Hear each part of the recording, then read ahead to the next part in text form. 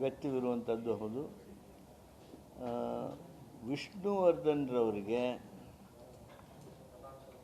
ಕರ್ನಾಟಕ ರತ್ನ ಪ್ರಶಸ್ತಿಯನ್ನು ನೀಡೋದಕ್ಕೆ ರಾಜ್ಯ ಸಚಿವ ಸಂಪುಟ ನಿರ್ಣಯಿಸಿದೆ. ಅದೇ ರೀತಿಯಾಗಿ ಬಿ ಸರೋಜಾದೇವಿಯವರಿಗೆ ಕರ್ನಾಟಕ ರತ್ನ ಪ್ರಶಸ್ತಿ ನೀಡುವುದಕ್ಕೆ ಸಚಿವ ಸಂಪುಟ ತೀರ್ಮಾನಿಸಿದೆ. ಇನ್ನೊಂದು ಇಲ್ಲ,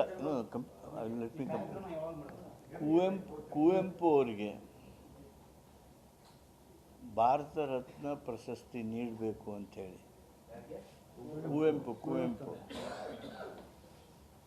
ಮರಣೋತ್ತರ ಭಾರತ ರತ್ನ ಪ್ರಶಸ್ತಿ ನೀಡಬೇಕು ಅಂಥೇಳಿ ಸಚಿವ ಸಂಪುಟ ಕೇಂದ್ರ ಸರ್ಕಾರಕ್ಕೆ ಶಿಫಾರಸು ಮಾಡಿದೆ, ಮಾಡಲು ನಿರ್ಧರಿಸಿದೆ.